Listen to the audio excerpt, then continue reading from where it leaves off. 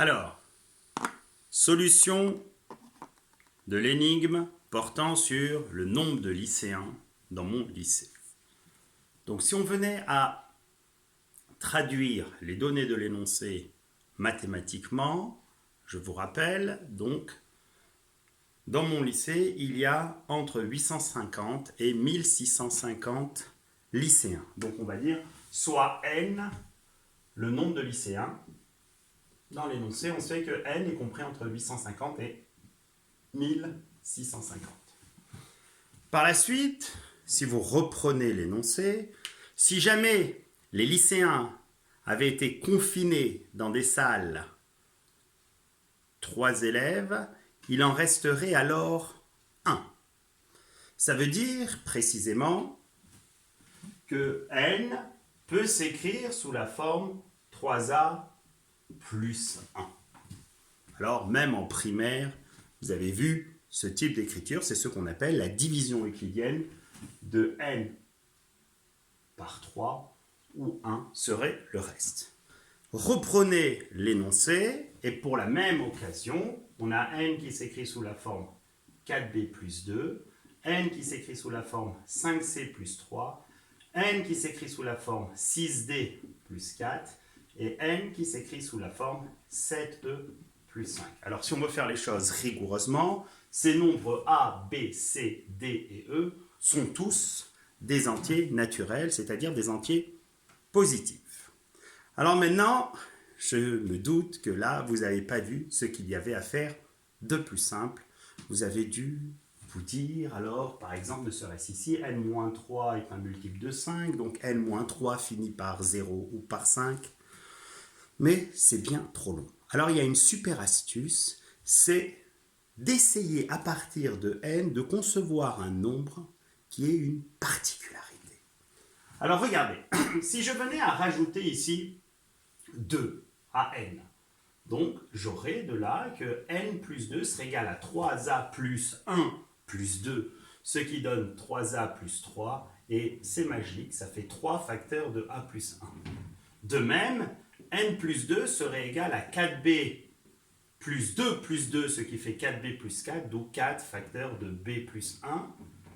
De même, n plus 2 serait égal à 5c plus 5, donc 5 facteurs de c plus 1. Que n plus 2 serait égal à 6d plus 6, donc 6 facteurs de d plus 1. Et pour finir, n plus 2 serait égal à 7e plus 7, d'où 7 facteurs de e plus 1.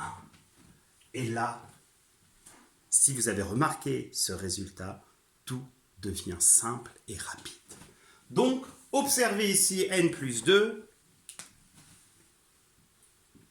Et que remarquez-vous de ce n plus 2? Il est à la fois multiple de 3, de 4, de 5, de 6 et de 7.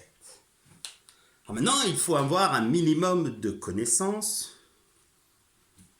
Si un nombre, on va rappeler la règle, si un nombre est à la fois multiple de 3 et de 4, il est de ce fait forcément multiple de 3 fois 4.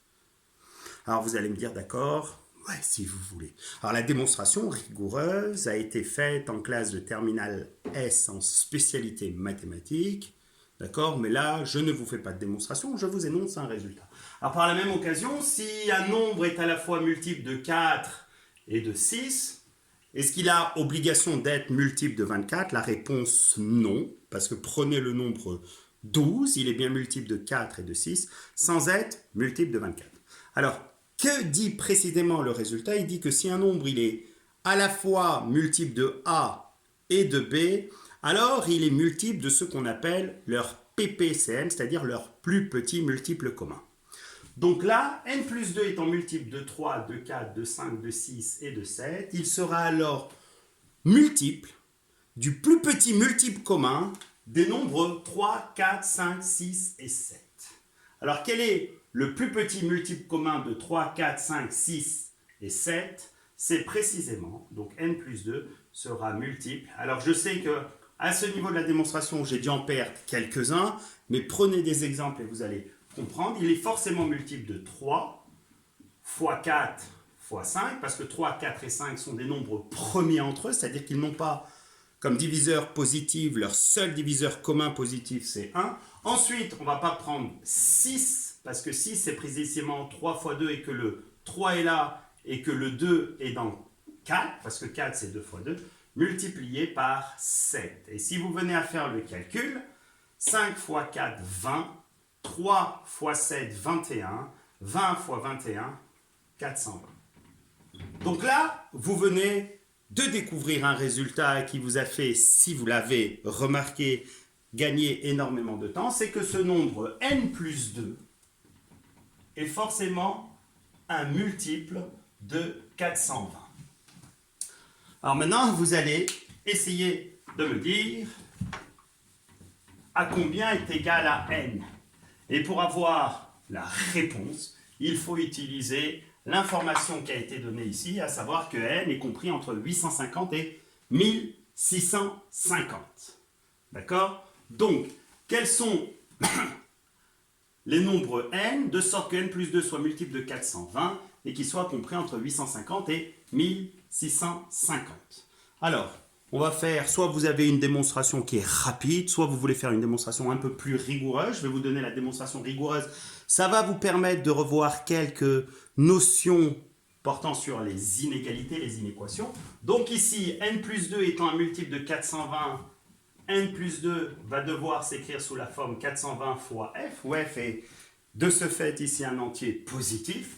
Et en remplaçant ici, on a donc 850 inférieur ou égal à, donc ce qui fait n égale 420f moins 2, donc inférieur à 420f moins 2, lui-même inférieur ou égal à 1650. Et pour résoudre cette double inégalité, il suffit ici de rajouter à chacun des membres 2, et dans ce cas, on a 852 inférieur ou égal à 420f inférieur ou égal à 1652, et par la suite, tout divisé par 420, qui, je vous le rappelle, est un nombre strictement positif, ce qui fait que les sens des inégalités sont conservés. Et vous avez f qui est supérieur ou égal à 852 sur 420 et 1652 sur 420.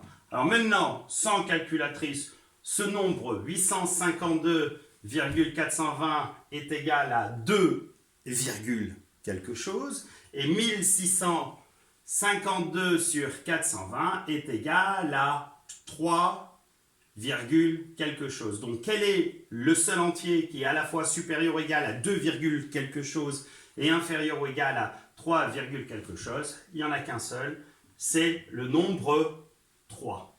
Donc en conséquence de quoi n va être égal à 420 fois 3 moins 2, ce qui donne précisément, et je sais que certains l'ont obtenu parce qu'ils m'ont donné le résultat, ça fait 1260 moins 2, ce qui fait 1258. Alors si vous voulez amener la démonstration au bout, on a procédé que par implication, il faudrait vérifier ce qu'on appelle la réciproque, c'est-à-dire que le nombre 1256 convient ici, et on va le faire très rapidement. Si jamais n égale 1256, c'est bien un nombre qui est compris entre 850 et 1650. Le 1258, excusez-moi, il me semble que j'ai dit 1256, 1258, vous pouvez précisément l'écrire sous la forme 3 fois un nombre plus 1, 4 fois un nombre plus 2, vérifier et déterminer ces nombres, 5 fois un nombre plus 3, 6 fois un nombre plus 4 et 7 fois un nombre plus 5. Voilà, donc mon lycée compte précisément 1258 élèves lycéens que j'espère revoir prochainement.